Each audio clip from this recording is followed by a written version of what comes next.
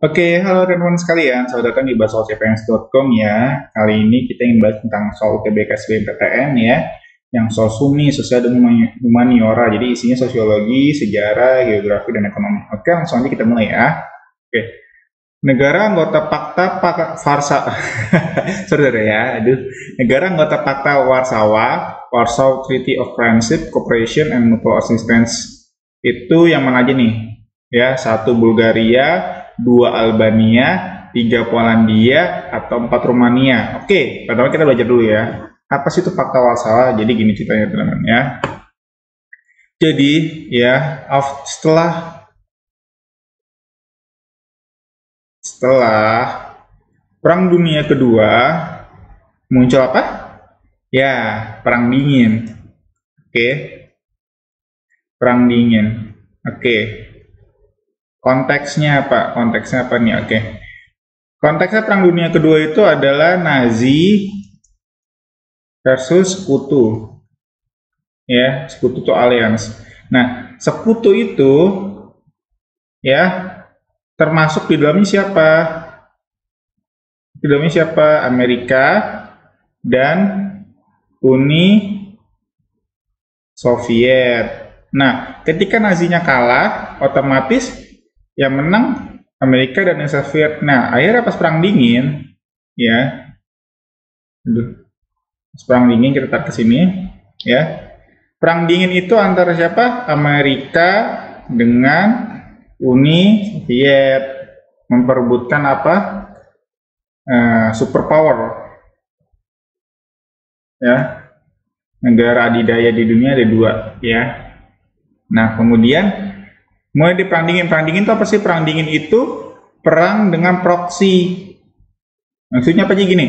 Kalau dulu Perang Dunia ke-1 kan misalnya perang nih. Kalau dulu Indonesia perang sama Belanda perang. Nah, kalau Perang Dingin itu enggak gitu, kayak perang pemikiran doang, lomba ya. Misalnya adu nuklir ya, nuklir pengembangannya, nuklir research. Kemudian juga itu yang terkenal adalah NASA ya, atau persaingan pertarungan itu memperebutkan antariksa. Nah ya, Uni Soviet ngirimin anjing misalnya ke bulan, nggak mau kalah, Amerika ngirimin orang dan lain sebagainya gitu ya. Itu jadi nggak perang fisik nih ya, perang-perang semacam ideologi, kemajuan bangsa, mata uang dan lain sebagainya. Nah, bisa juga perang yang pakai proksi. Artinya apa? Artinya si Amerika dan Soviet itu sebagai otak atau dalang dari perang di negara lain ya. Perang-perang yang terjadi di negara lain, misalnya contohnya apa misalnya di perang misalnya di Timur Tengah deh ya, di Timteng gitu ya, ada dua negara Arab perang, satu di backing Amerika, tuh di backing Uni Soviet. Nah, itu yang terjadi di Perang Dingin ya. Nah, seperti itu. Nah, Perang Dingin itu sendiri berakhir pas kapan? Pas kapan perang berakhir? Perang Dingin berakhir ya, berakhir di 90-an atau ya tepatnya di ketika Uni Soviet runtuh. Ada yang tahu keruntuhan Uni Soviet pas zamannya presiden siapa? Pemimpinan siapa? Ya, apakah Nikita Khrushchev, Gorbachev? Ya, nanti kita, kalau mau tahu jawabannya, kalian subscribe channel ini, kalian ikutin terus, nanti di video kita akan kita bahas lebih lanjut, oke? Oke, nah kita fokus ke ini ya, Fakta Warsawa ya. Nah ini ya, kita udah muter-muter nih, nggak apa deh, kita bahas lagi ya. Jadi gini, Fakta Warsawa itu versusnya NATO. Jadi kalau Amerika atau US itu punya NATO, North Atlantic Treaty Organization ya. Jadi organisasi Fakta Atlantik Utara ya, NATO. Kalau Uni Soviet punya namanya Fakta Warsawa. Oke. Itu apaan sih? Ngapain sih kerjasamanya atau ngapain sih? Intinya adalah kerjasama bukan ekonomi ya, justru kerjasama militer. Terkait militer nih, pertahanan, Ya mungkin di dalamnya ada juga kerjasama atau bantuan politik, tapi utamanya adalah tentang militer ya, NATO versus Pakta Warsawa. Nah, kayak sekarang lagi rame nih Ukraina versus Rusia ya. Orang ngomongin NATO, NATO, no action, talk only dan lain sebagainya. Loh, kok nggak bahas Pakta Warsawa ya? Pakta Warsawa ini udah pada bubar. Pas kapan? Pas tahun 1990 nih, ketika Uni Soviet runtuh. Gitu ya, makanya nggak dibahas tentang Pakta Warsawa. Itu ya. Oke. Dan NATO ini enaknya kenapa sih Pak? Orang-orang pada pengen gabung ke NATO Pak. Kenapa Pak? Ya karena ada kebijakan yang mengatakan bahwa jika satu anggota NATO diserang, wilayahnya diinvasi, maka sama saja menyerang seluruh wilayah negara anggota NATO. Ya, jadi dikeroyok nanti ya. Intinya ancaman terhadap satu anggota NATO itu sama dengan mengancam seluruh anggota NATO. Wah, serem banget tuh ya. Kita cuma perang sama satu negara anggota NATO, ributnya kita versus banyak negara anggota NATO yang lain. Lebih seperti itu ya. Nah, oke. Pakta Warsawa pastinya mengincar apa sih, teman-teman? Ya, Pakta Warsawa mengincar apa sih? Siapa sih yang mau masuk Pakta Warsawa? Itu adalah Eropa Timur, ya. Lebih tepatnya adalah bekas wilayah Uni Soviet. Kurang lebih seperti itu. Oke, udah deh teman-teman, kita lihat pembahasannya ya. Ini udah terlalu panjang kita cerita kemana-mana ya. Nggak apa-apa, yang penting ingat kuncinya adalah lebih baik banyak tahu keluar di soal sedikit daripada tahu sedikit keluar di soal banyak. Oke, Bulgaria termasuk ke Uni Soviet, Albania, oke, Polandia sebelahan sih, dan Rumania, oke. Negara-negara Balkan nih ya, Bulgaria dan Rumania. Oke, jadi yang kita yakin 1, 2, dan 4. 3 nggak yakin, tapi kalau kata Bimo ini apa? E ya, semua benar ya. Coba kita lihat jawabannya ya. Oke, E. Ya. Oh, oke. Oke ya. Jadi, ini ya. Bahasanya adalah Pakta Warsawa beranggotakan Uni Soviet, Albania, Polandia, Romania, Hungaria, Jerman Timur, Cekoslovakia, dan Bulgaria. Perjanjian menyebutkan bahwa seluruh negara anggota harus membantu jika salah satu dari mereka mendapat serangan dari negara lain, ya, yaitu Pakta Warsawa. Oke, teman-teman ya. Seperti itu. Oke. Nah, di negara-negara Eropa Timur ya, Eropa Timur ya, Balkan ya, Balkan itu kayak apa sih, agak selatan dikit ya, seperti itu. Nah, jadi admin sempat cerita tentang ini ya. Oke, ada azan ya, kita sambil. Oke, teman-teman, kita lanjut ya. Jadi gini teman-teman, jadi tadi Adun sempat bilang nih, Adun meralat dikit ya, bahwa ya Pakta Warsawa itu anggotanya itu ya Uni Soviet, sama bukan bekas wilayahnya ya, bukan bekas wilayah Uni Soviet, tapi tadi seperti di pembahasan ya, yaitu bukan di bekas wilayahnya nih, tapi di negara tetangga dari Uni Soviet ya, sama Uni Sovietnya. Jadi Pakta Warsawa itu siapa sih? Anggotanya itu adalah Uni Soviet dan negara tetangga atau negara di sekitar Uni Soviet, terutama yang basisnya itu agak sedikit sosialis komunis ya, sosialis komunisme. Nah, oke. Nah, tadi seperti yang di pembahasan dibilang bahwa ya Pakta Warsawa berakhir di tahun 1991 ya, sekitar 1990-an ya, saat Uni Soviet runtuh. Jadi saat Uni Soviet runtuh, udah deh langsung Pakta Warsawa kayak bubar jalan gitu ya. Oke, lanjut ya, kita ke soal selanjutnya.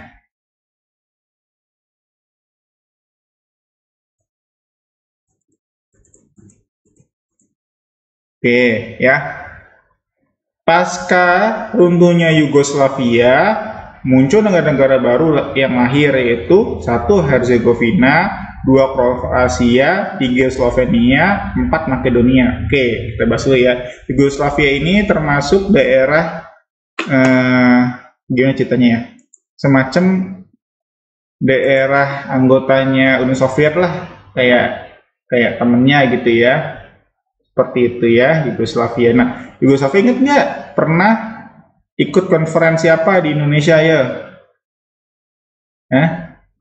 Apa dia tahu? Yang ada, maksudnya bukan konferensi di Indonesia, tapi konferensi yang ada di Indonesianya. Yugoslavia itu ikut apa?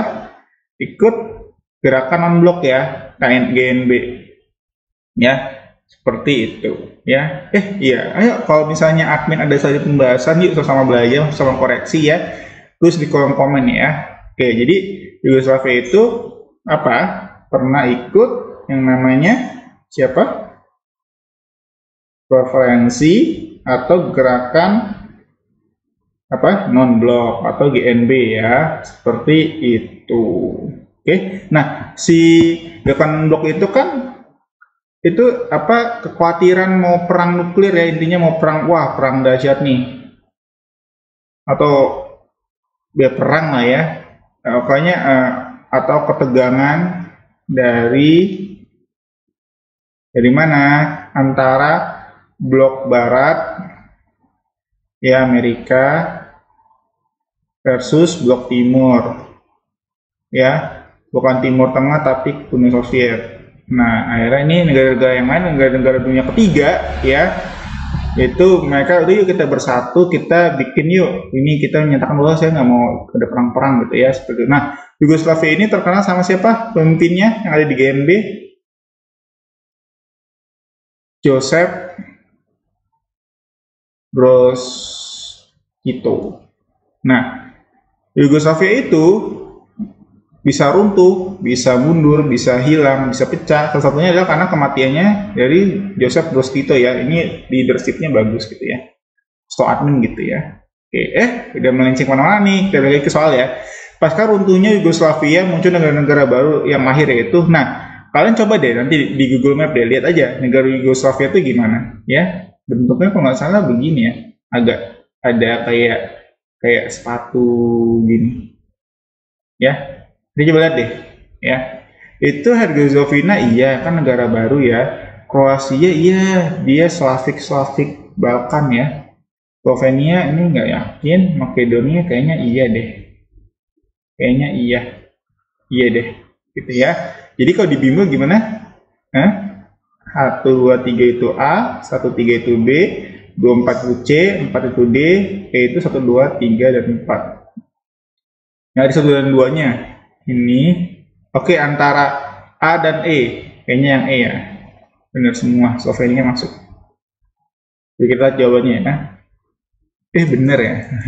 Mantap.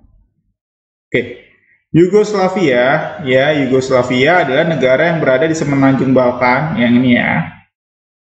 Maka di negara-negara Balkan tadi yang terpecah menjadi beberapa bagian karena perbedaan suku dan agama ya. Negara pecahan Yugoslavia adalah Slovenia, Kroasia, Serbia, Bosnia, Macedonia, dan Kosovo. Ya, contohnya ya. Ini agamanya Islam. Ini ada yang Islam, ada yang selain Islam. Kalau ini nyampur nih, ini macam-macam. Kalau ini dominannya Islam. Oke, namanya. Oke, yuk kita coba take home message kita ya. Yang harus ingat di podcast bawah sadar kalian adalah Yugoslavia terpecah jadi siapa? Jadi Slovenia, Kroasia, Serbia, Bosnia, Macedonia, dan Kosovo ya. Oke, bisa ya. Oke, lanjut ke soal selanjutnya. Oke, mana bukan saya? Faktor, sorry. Faktor yang mendorong timbulnya nasionalisme di Asia dan Afrika. Ini nanti ada kaitannya sama KAA. Konferensi Asia Afrika ya, sempat di Bandung juga ya. Faktor yang mendorong timbulnya nasionalisme di Asia dan Afrika. 1. Perasaan bersatu antar manusia dengan tempat tinggalnya. 2. Keinginan untuk dapat bersatu dengan semangat kesetiakawanan yang tinggi. 3. Adanya persamaan senasib dan seperjuangan. 4. Penjajahan bangsa-bangsa barat yang menimbulkan penderitaan dan kesengsaraan. Oke, ini ngomongin ke A ya. Kalau nomor 1 sih teman-teman ya, ini ngomongin patriotisme ya, cinta tanah air sih ini. Karena ada momen tempat tinggalnya ya, cinta tanah air. Nah, kalau nomor 2 ini ngomongin keinginan untuk dapat bersatu dengan semangat setiap orang yang tinggi. Ini ngomongin nasionalisme.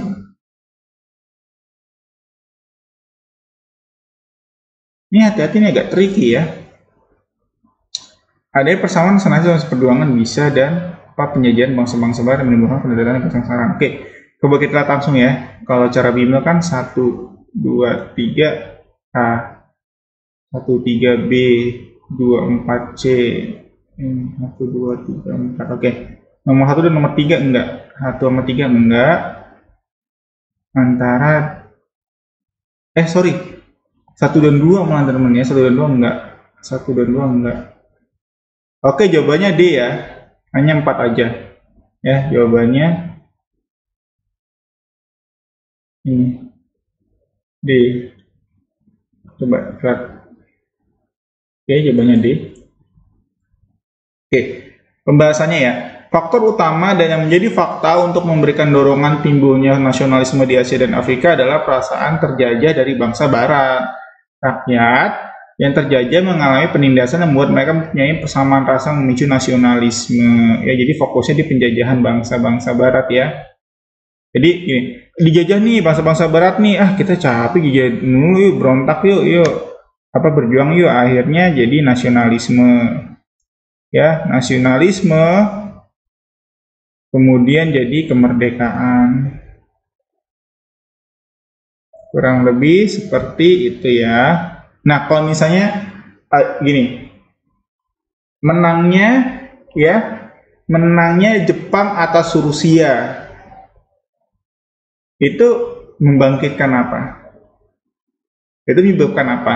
Ya, itu menyebabkan akhirnya banyak bangsa-bangsa Asia yang berjuang untuk kemerdekaannya ya, konteksnya itu. Jadi hati-hati teman-teman ya. Banyak cerita sejarah mirip-mirip tapi nggak mirip. Oke, lanjut ya. Oke. Ya, yuk lanjut. Revolusi hijau merupakan bagian dari perubahan-perubahan yang terjadi dalam sistem pertanian pada saat ini. Revolusi hijau pada dasarnya adalah suatu perubahan cara bercocok tanam dari tradisional ke cara modern. Adapun latar belakangnya lahirnya revolusi hijau yaitu 1. Tanah-tanah mulai tercemar, 2. Adanya lahan kosong, 3. Hilangnya bibit pertanian unggulan, 4. Pertambahan penduduk sehingga kebutuhan pangan juga meningkat. Revolusi hijau, revolusi banyak, ada revolusi Prancis, revolusi industri 1, industri 2, industri 1 itu apa? Karena ada mesin uap, ya James Watt, ya. Kemudian ada revolusi hijau di bidang pertanian ya.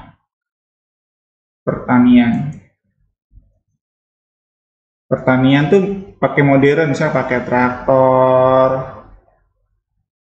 benih unggul, dan yang pastinya nggak pernah lupa adalah apa? Pakai kimia, pakai pupuk, gitu ya. Oke,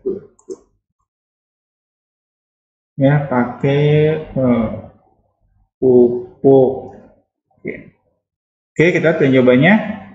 Tanah-tanah mulai tercemar ini agak aneh ya. Justru dari revolusi hijau ini bikin tanah banyakkan dipupukin, jadi kayak tercemar, jadi kayak habis zat haranya gitu ya. Adanya lahan kosong bisa. Hilangnya bibit pertanian yang luas enggak, justru ini berkembang pesat banget ya, pemulihan tanaman, muncul bibit-bibit unggul ya. Bibit yang misalnya padi bisa panen sepanjang tahun dan lain sebagainya, tahan kering, tahan hama ya. Nomor 4, pertama penduduk sehingga kebutuhan pangan juga meningkat ini. Ya. Oke, jadi kalau bimbel apa? Coba kita eliminasi 1, 2, 3, 1, 3, 2, 4, 4, 1, 2, 3, 4. Nomor 1 tuh nggak mungkin. Bukan itu menyebabkan revolusi hijau. Ya. Jadi antara 24 dan 4. Ya harus ada lahan kosong lah ya. Itu waktu itu ada, kalau di Indonesia ya, Indonesia itu bisa swasembada. Ini diakui PBB loh, di Repelita nih, Bapak Presiden Soeharto. diakui PBB. Itu lahan kosong lah ya, intensifikasi pertanian. Oke, jadi jawabannya yang C ya, 2 dan 4. C, 2 dan 4. Sudah kita kembangkan ya. Oke, C ya. Lihat pembahasannya lagi. Oke. Revolusi hijau di Indonesia sebelumnya sudah diterapkan oleh beberapa negara lain di dunia. Sama dengan negara lain, tujuan atau latar belakang revolusi hijau di Indonesia yaitu ya, latar belakang revolusi hijau adalah 1. Hancurnya lahan pertanian akibat Perang Dunia 1 dan 2. 2. Pertambahan penduduk sehingga kebutuhan pangan juga meningkat. 3. Adanya lahan kosong. 4. Upaya peningkatan produksi pertanian ya. Jadi latar belakangnya ada 4 itu ya. Nomor 1 kan di rudal ya. Jalanannya, salahnya, ya kan? Gitu. Ya, jadi, teman-teman yuk take home message-nya nih ya. Oke, take home message-nya saya bantu ya. Teman-teman, jadi latar belakang revolusi hijau itu, kenapa sih ada revolusi hijau? Pertama, karena hancurnya lahan pertanian akibat Perang Dunia 1 dan Perang Dunia 2. Lahan pertaniannya rusak nih, sedangkan orang pada tetap butuh makan. Akhirnya gimana? Ya udah, bertani lagi aja. Harus ada makanan, stok makanan ya, fiat panis, semoga ada roti. Ya.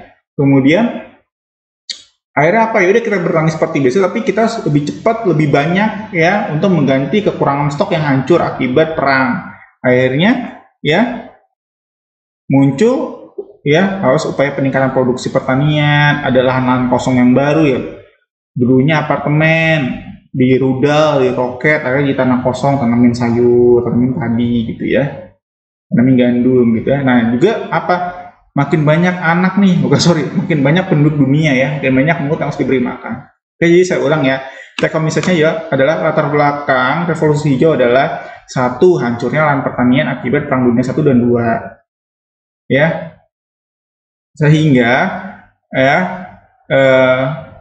munculnya lahan-lahan kosong yang baru yang bisa dikelola ya. Terus kita juga harus meningkatkan produksi pertanian. Kenapa? Karena makin banyak manusianya yang harus dikasih makan ya. Intinya adalah latar belakang revolusi hijau seperti yang tertulis di sini. 1. Alasan latar belakang revolusi hijau adalah hancurnya lahan pertanian akibat Perang Dunia 1 dan 2. 2. Pertambahan penduduk sehingga kebutuhan pangan juga meningkat. 3. Lahan kosong ya, adanya lahan kosong. 4. Upaya peningkatan produksi pertanian. Oke, teman-teman, yuk ya kita akhiri dulu. Udah banyak yang kita bahas, tapi jangan ditutup dulu video, kita berdoa bersama dulu ya. Oke teman-teman ya, admin doakan kami di basolcpns.com ya. Kami di basolcpns.com doakan ya. Bagi teman-teman yang nonton video ini, semoga keterima di perguruan tinggi negeri yang diimpikan, dicita-citakan, diharapkan. Tapi jangan cuma masuk PTN doang, tapi juga di jurusan yang diinginkan ya. Misalnya contoh mau jadi anak akuntansi ya, atau mau jadi anak hukum kak, ayo. Anak ekonomi, ayo. Manajemen, ayo ya.